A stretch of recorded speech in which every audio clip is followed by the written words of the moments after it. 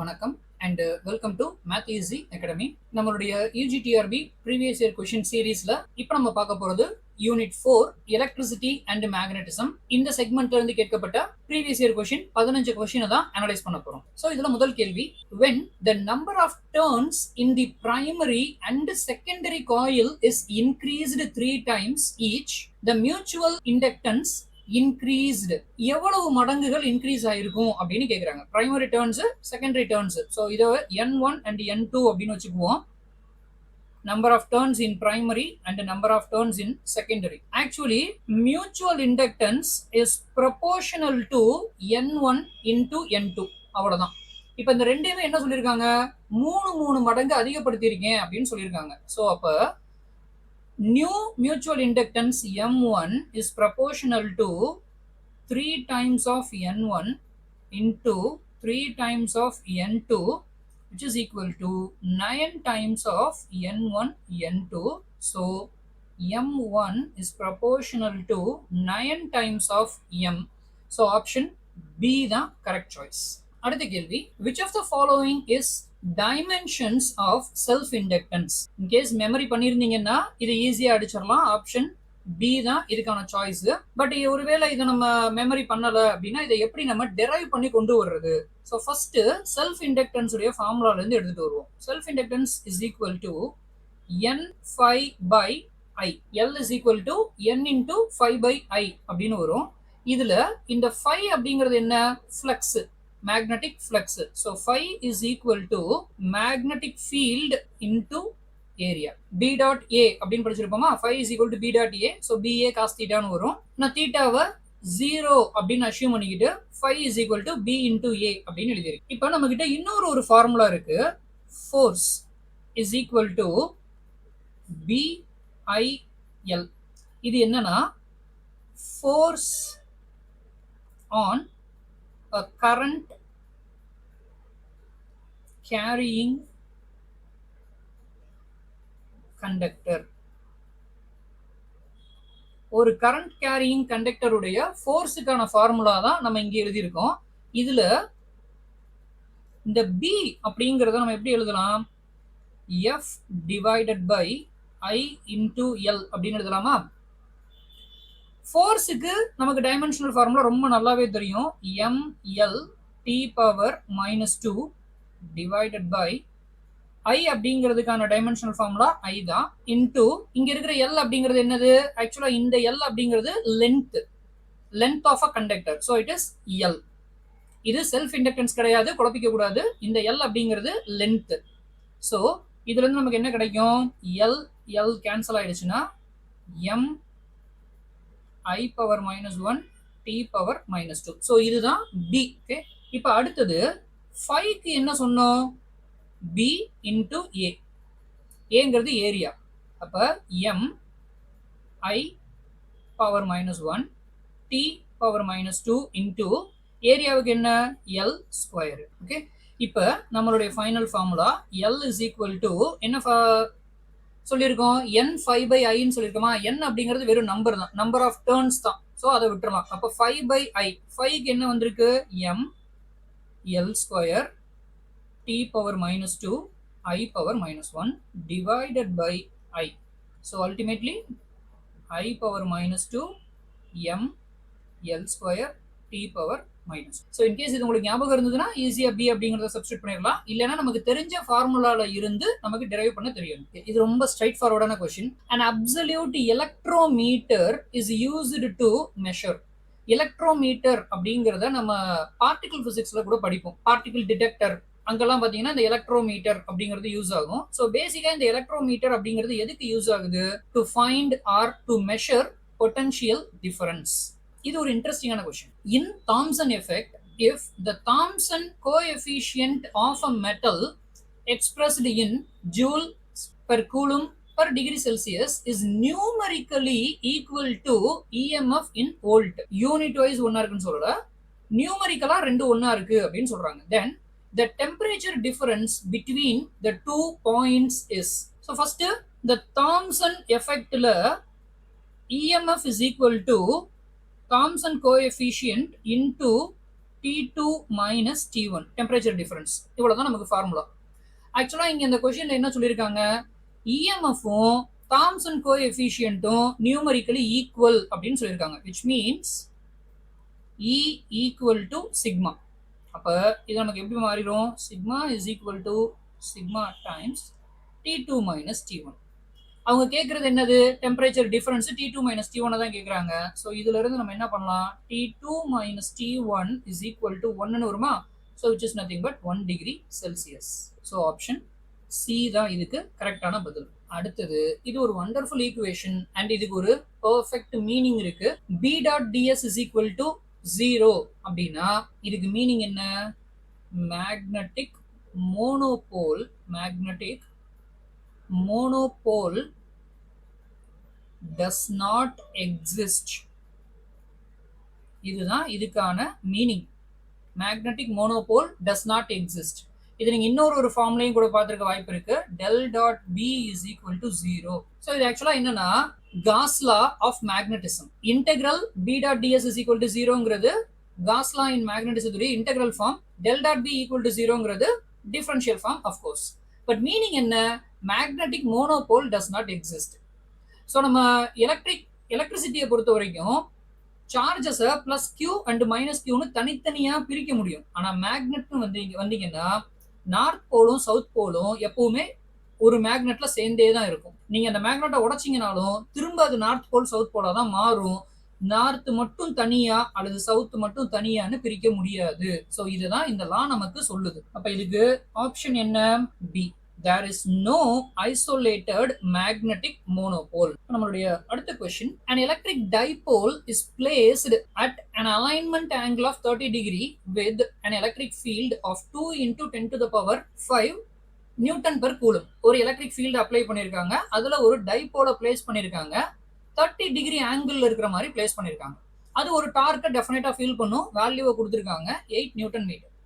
Calculate the charge on the dipole. டைபோலோட லென்த்தும் கொடுத்தாச்சு. ரொம்ப இன்ட்ரெஸ்டிங்கான ஒரு சம், பட் ரொம்ப easy. Torque tau is equal to, so P vector cross E vector which is equal to PE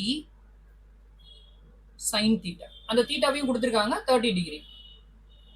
இந்த P அப்படிங்கிறது என்னன்னு சொன்னேன், electric dipole. So this P is equal to Q into D. Okay, இப்போ இதை substitute பண்ணீங்கன்னா உங்களுக்கு tau is equal to Q into D into E sin theta அப்படின்னு வந்துருமா. Torque is given 8, Q into D எவ்வளவு 1 centimetre, so 1 into 10 power minus 2.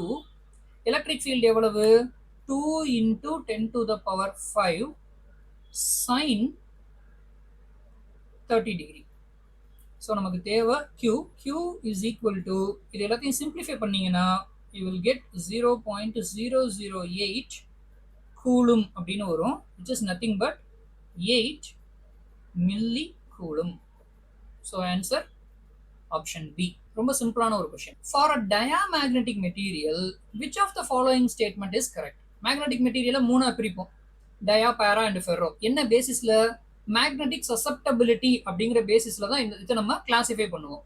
Susceptibility நெகட்டிவா இருந்தா அதுக்கு பேர் தான் diamagnetic material. So susceptibility less than 0 அப்படிங்கிறது தான் இதுக்கு கரெக்டான choice, option A. Susceptibility is negative for diamagnet. அடுத்த கேள்வி, materials for making transformer core must have. டிரான்ஸ்ஃபார்மருடைய கோரை செய்யறதுக்கு மெட்டீரியல் எப்படி இருக்கணும்? டிரான்ஸ்ஃபார்மருடைய கோர்ல ஆஃப்டர் ஆல் என்ன இருக்கும், காயில தான் நம்ம வைண்ட் பண்ணி வச்சிருக்கோம்.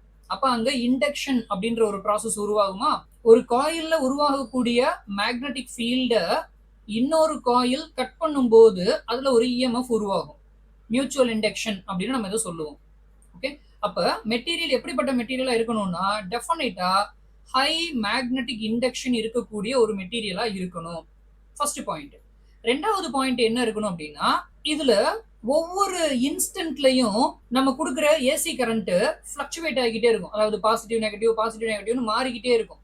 அப்ப இதுல ஹிஸ்டெரிசிஸ் ஒன்று உருவாகும். அந்த ஹிஸ்டெரிசிஸ்னால ஒரு லாஸும் உருவாகும். இதுக்கு பேரே ஹிஸ்டெரிசிஸ் லாஸ் தான். இந்த ஹிஸ்டெரிசிஸ் லாஸ் என்ன ஃபார்ம்ல ரிலீஸ் ஆகும்னா ஹீட்டா வேஸ்ட் ஆகும். ஓகே, அதனாலதான் இன்ஃபேக்ட் டிரான்ஸ்ஃபார்மரை எப்பவுமே ஒரு கூலிங் ஆயிலுக்குள்ளேயே வச்சிருப்பாங்க, ஒரு கூலண்ட்டுக்குள்ளேயே வச்சிருப்போம். இது எல்லாமே இந்த ஹிஸ்டெரிசிஸ் லாஸை கம்மி பண்றதுக்கு தான். அப்ப நம்ம மெட்டீரியல் எப்படிப்பட்டதா இருக்கணும்? High magnetic induction and low hysteresis loss இருக்கக்கூடியதா இருக்கணும். ஸோ ஆப்ஷன் ஏ தான் correct. Next, the force of repulsion between two like charges is 3.5 newton. What will be the force if the distance between the charges is increased to 5 times its original value? Coulomb's law தான் பேசிக்கா. So Coulomb's law படி F is proportional to 1 by r square. இது நமக்கு நல்லாவே தெரியும். 2 like charges அப்படின்னு கொடுத்துட்டாங்க, ஃபோர்ஸும் கொடுத்துட்டாங்க 3.5 நியூட்டன். ஓகே, பட் இப்போ அவங்க என்ன கேக்குறாங்க? டிஸ்டன்ஸ் 5 மடங்கு இன்க்ரீஸ் பண்ணப்பட்டா ஃபோர்ஸ் என்ன ஆகும்?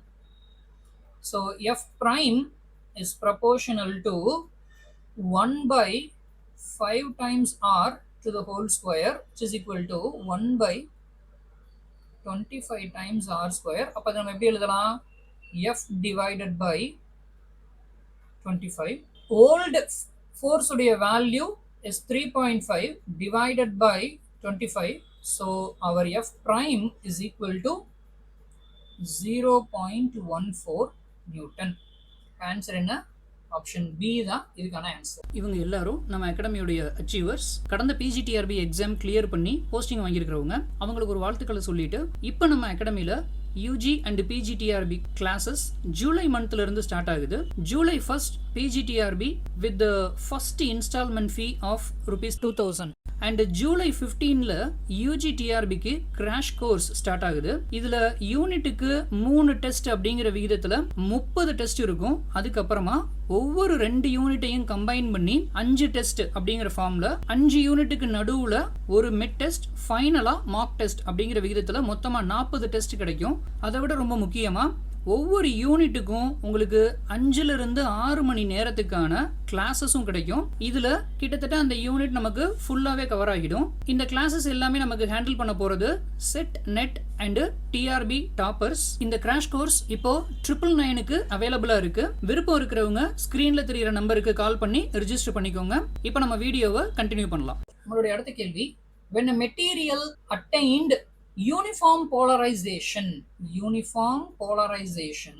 its net charge density is. Actually uniform polarization achieve பண்ணிருச்சுனா net charge density is 0. So option A தான் correct. Okay, அடுத்தது, the sensitivities of the bridge will be higher if the resistance in series with the unknown resistance is greater than the resistance connected in parallel to it. This rule is. ஆக்சுவலா ஒரு bridge இருக்கு, like Wheatstone பிரிட்ஜ்னு வச்சுக்கோங்க. அந்த Wheatstone பிரிட்ஜ்ல நம்ம என்ன பண்றோம்? ஒரு unknown ரெசிஸ்டன்ஸை connect பண்றோம். இந்த அன்னோன் ரெசிஸ்டன்ஸுக்கு சீரியஸா ஒரு ரெசிஸ்டன்ஸ் இருக்கும். கண்டிப்பா அனதர் ஆர்ம்ல இன்னொரு ரெசிஸ்டன்ஸ் இருக்குமா? அது parallel ரெசிஸ்டன்ஸா இருக்கும். இப்போ என்ன சொல்றாங்க? அன்னோன் ரெசிஸ்டன்ஸுக்கு சீரீஸ்ல இருக்கிறது ஹையராகவும், அன்னோன் ரெசிஸ்டன்ஸுக்கு பேரலா இருக்கக்கூடிய ரெசிஸ்டன்ஸ் ஸ்மாலர் வேல்யூலயும் இருந்தா சென்சிட்டிவிட்டி பிரிட்ஜுக்கு அதிகமா இருக்கும் அப்படிங்கிறது ஒரு ரூல். இது என்ன ரூல் அப்படின்னு கேக்குறாங்க. இது ஆக்சுவலா மேன்ஸ் ரூல். ஓகே, இது ரொம்ப ஈஸியான ஒரு கொஸ்டின். தெர்மோ எலக்ட்ரிக் சீரீஸ் தெரிஞ்சதுன்னா இதை நம்ம ஈஸியா பதில் எழுதிடலாம். Choose the correct thermoelectric series in which current flows from hot junction to cold junction. First நமக்கு இந்த தெர்மோஎலக்ட்ரிக் சீரிஸ் என்ன? இந்த சீரிஸ் நான் ஃபர்ஸ்ட் எழுதுறேன். SB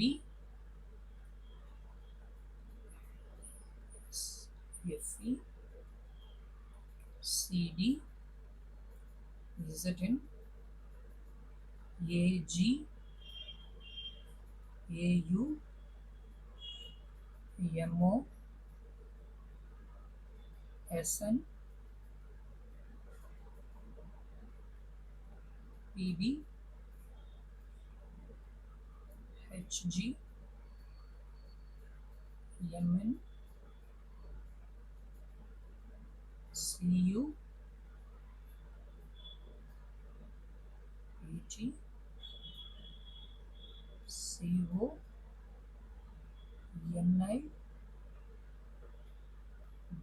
bismuth. ஸோ இதுதான் தெர்மோ எலக்ட்ரிக் சீரீஸ். இப்போ இதுல இருந்து நம்ம ஒரு தெர்மோகப்பிளா ஃபார்ம் பண்ணணும் அப்படின்னா ரெண்டு எண்டில் இருக்கக்கூடிய எலிமெண்ட்ஸை சூஸ் பண்ணிக்கும் போது நமக்கு ஹையர் இஎம்எஃப் ஜெனரேட் ஆகும், ஹையர் பொட்டன்ஷியல் டிஃபரன்ஸ் நமக்கு ஜெனரேட் ஆகும் அப்படிங்கிறது தான் பேசிக்கான ரூல். இப்போ இதுல கரண்ட் ஹாட் ஜங்ஷன்ல இருந்து கோல்டு ஜங்ஷனுக்கு போகணும் அப்படின்னு சொல்லியிருக்காங்க. அப்ப நம்ம என்ன பண்ணணும்னா முதல்ல இந்த சீரீஸை ரிவர்ஸ்ல எழுதுனீங்கன்னா கரண்ட் ஹாட் ஜங்ஷன்ல இருந்து கோல்டு ஜங்ஷனை நோக்கி போகும். விச் மீன்ஸ் பிஸ்மத்துல ஆரம்பிச்சு ஆன்டிமனில நீங்க முடிக்கணும். பிஸ்மத்துல ஆரம்பிச்சு ஆன்டிமனில முடிக்கணும். அப்படியே இந்த சீரீஸை ரிவர்ஸ்ல எழுதணும். ஓகே, ஃபர்ஸ்ட் நீங்க அப்படி எழுதி வச்சுக்கணும். அதுக்கப்புறமா இங்க இருக்கிற இந்த ஆப்ஷன்ஸ்ல எந்த ஆர்டர் அதுல கரெக்ட் அப்படின்னு கேக்குறாங்க. நம்மளே பார்ப்போம். ஸோ ஃபர்ஸ்ட் பிஸ்மத் இருக்கு, ரிவர்ஸ்ல பார்க்கணும், மறந்துடக்கூடாது. ஃபர்ஸ்ட் பிஸ்மத் இருக்கு, அடுத்தது நிக்கல் இருக்கு, அடுத்து platinum, copper, let. So option C அப்படிங்கிறது தான் இதுல கரெக்ட் சாய்ஸ். நம்மளுடைய அடுத்த கேள்வி, a sample of HCl gas is placed in an uniform electric field of magnitude is given. The dipole moment of each HCl molecule is 3.4 into 10 to the power minus 30 centimeter. Dipole moment கொடுத்திருக்காங்க. Calculate the maximum torque experienced by each HCl molecule. இது நம்ம already பார்த்த அதே equation தான். Torque is equal to dipole moment into electric field. Torque எவ்வளவுன்றதான் கேக்குறாங்க. So இங்க dipole moment is given, which is nothing but 3.4 into 10 to the power minus 30. Electric field 3 into 10 to the power 4. So our result என்ன 10.2 into 10 to the power minus 26 Newton meter. So option C தான் correct. இங்க ஏன் நம்ம இந்த relation எடுத்துக்கிட்டோம்? Of course அவங்க என்ன கேட்டிருக்காங்கன்னா maximum dark எக்ஸ்பீரியன்ஸ்டுன்னு கேட்டிருக்காங்க. ஸோ பி இன்டூ இ அப்படிங்கிறது தான் மேக்ஸிமம் டார்க்கு. மேக்ஸிமம் டார்க்கு கிடைக்கணும்னா டைபோல் மொமெண்ட்டுக்கும் எலக்ட்ரிக் ஃபீல்டுக்கும் இடையில இருக்கக்கூடிய ஆங்கிள் 90 டிகிரி இருக்கணும். So torque is equal to P cross E, we know that, is equal to PE sine theta. Theta 90 டிகிரியா இருந்ததுன்னா அப்ப நமக்கு மேக்ஸிமம் டார்க் கிடைக்கும். இவ்வளவுதான் ஃபார்முலா. ஓகே, அடுத்தது இது ரொம்ப ஈஸியான ஒரு question. In an inductor, if there is no self induction and self induced EMF, self inductionும் இல்ல self induced EMFும் இல்ல, அப்ப அது என்னவா ஆக்ட் பண்ணும் அப்படின்னு கேக்குறாங்க. ஒரு இண்டக்டர், அதுக்கு செல்ஃப் இண்டக்ஷனும் இல்ல செல்ஃப் இன்டியூஸ்டு இஎம்எஃப்பும் இல்ல, அப்ப அது என்னவா ஆக்ட் பண்ணும்? ஸோ ஃபர்ஸ்ட் செல்ஃப் இண்டக்டன்ஸுக்கு என்ன ஃபார்முலான்னு பார்த்தோம்னா இதுதான். இது பேசிக்கா Lenz law. Okay, minus L into dI by dt. இது லென்ஸ் லா. உருவாகக்கூடிய இஎம்எஃப் அது உருவாகிறதுக்கு காரணமா இருந்த கரண்ட்டை அப்போஸ் பண்ணும் அப்படிங்கிறது தான் லென்ஸ் லா. இதுல அந்த எல் அப்படிங்கிறது செல்ஃப் இண்டக்ஷன் அல்லது செல்ஃப் இண்டக்டன்ஸ் அப்படின்னு சொல்லலாம். ரைட்டா? இப்ப இதுல என்ன சொல்றாங்க, இந்த எல் பிகம்ஸ் ஜீரோன்னு சொல்றாங்க. இது உருவாகல. எல் ஜீரோனா அல்டிமேட்லி ஈயும் என்னதான் ஆயிடுது, ஜீரோ ஆயிடுது.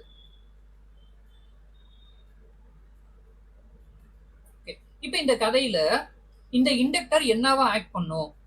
ஃபர்ஸ்ட் இண்டக்டர் ஒரு சர்க்கியூட்ல இருந்ததுனாலே அது இண்டக்டிவ் ரியாக்டன்ஸ் அப்படிங்கிற ஒன்ன கொடுக்கும். அதுக்கு XL அப்படின்னு பேரு. So XL is equal to inductive reactance 2πf into L. இதுதான் formula.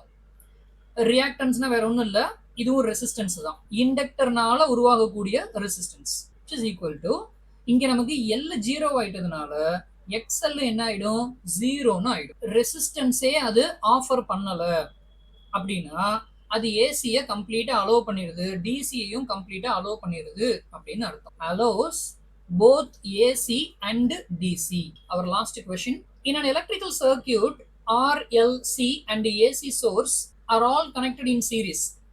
So LCR series circuit. When L is removed from the circuit, the phase difference between voltage and current is pi by 3. Instead, if C is removed, phase difference is again pi by 3. அப்போ power factor என்ன? இதுதான் question. When inductor is removed, then tan phi is equal to xc by r அப்படின்னு மாறிடும். ஆக்சுவலா என்ன original ஃபார்முலானா tan phi is equal to xl minus xc by r. Already இந்த xl அப்படின்னா என்னன்னு சொல்லியிருந்தேன், இண்டக்டிவ் ரியாக்டன்ஸ், xc அப்படிங்கிறது கெப்பாசிட்டிவ் ரியாக்டன்ஸ் சொல்லுவோம். இப்போ நம்ம இண்டக்டரை remove பண்ணிட்டதுனால tan phi is equal to xc by r அப்படின்னு வருது. இதுல இந்த phi உடைய வேல்யூவை கொடுத்துட்டாங்க, which is pi by 3. Okay, அப்போ இந்த ஈக்குவேஷன் நமக்கு என்னவா மாறும், tan pi by 3 is equal to, இதோடைய வேல்யூ என்னன்னா √3. ஓகே, tan pi by 3 உடைய வேல்யூ √3. ஸோ இதை நீங்க இங்க சப்ஸ்டியூட் பண்ணீங்கன்னா √3 is equal to xc by r, which means xc is equal to √3 times r. இது இண்டக்டரை ரிமூவ் பண்ணும்போது. அடுத்தது கெப்பாசிட்டரை ரிமூவ் பண்றீங்க. when capacitor is removed, இப்போ இதே ஈக்குவேஷன் எப்படி மாறி இருக்கும், xl by r னு மாறி இருக்கும். இப்போவும் phi உடைய value that same pi by 3. அப்போ உங்களுக்கு மறுபடியும் xl என்னதான் கொடுக்கும், √3r அப்படின்னு கொடுக்கும். ஓகே, ஸோ இங்க xc-யும் ஒரே வேல்யூ தான், xl-ம் ஒரே வேல்யூ தான். xl is equal to xc. if இப்படி ஒரு கண்டிஷன் வந்ததுன்னா இப்போ உங்களுடைய எல்சிஆர் சர்க்கியூட் ஆக்சுவலா ரெசோனன்ஸ் கண்டிஷன்ல இருக்குன்னு அர்த்தம். இதுதான் கண்டிஷன் ஃபார் ரெசோனன்ஸ். இதுவே ஒரு முக்கியமான question, condition for resonance. So resonance கண்டிஷன்ல இப்போ அது ஆல்ரெடி இருக்கு அப்படின்னு அர்த்தம். அப்ப நம்மளுடைய original formula tan phi is equal to xl xc ரெண்டுமே சேம் அப்படிங்கிறதுனால this becomes 0. அப்ப phi உடைய வேல்யூ ஒட்டுமொத்தமா என்ன வந்துரும், அந்த RLC சர்க்கியூட்ல phi உடைய வேல்யூ என்ன ஆயிடும், becomes 0. இப்போ நமக்கு தேவை என்ன ஒரிஜினலின்னு பாத்தீங்கன்னா பவர் ஃபேக்டர் தான். So power factor is equal to cos phi, which is equal to cos 0 உடைய வேல்யூ 1. ஸோ ஆன்சர் என்ன, C1 அப்படிங்கிறது தான் இதுக்கு கரெக்டான சாய்ஸ். ஸோ இதோடைய நம்மளோட 4th யூனிட்டுக்கான ப்ரீவியஸ் இயர் டிஸ்கஷன் முடியுது. இந்த வீடியோ உங்களுக்கு யூஸ்ஃபுல்லா இருந்திருக்கும் அப்படின்னு நம்புறோம். இது மாதிரி வீடியோக்களுக்கு நம்ம சேனலை சப்ஸ்கிரைப் பண்ணிக்கோங்க. தேங்க்யூ.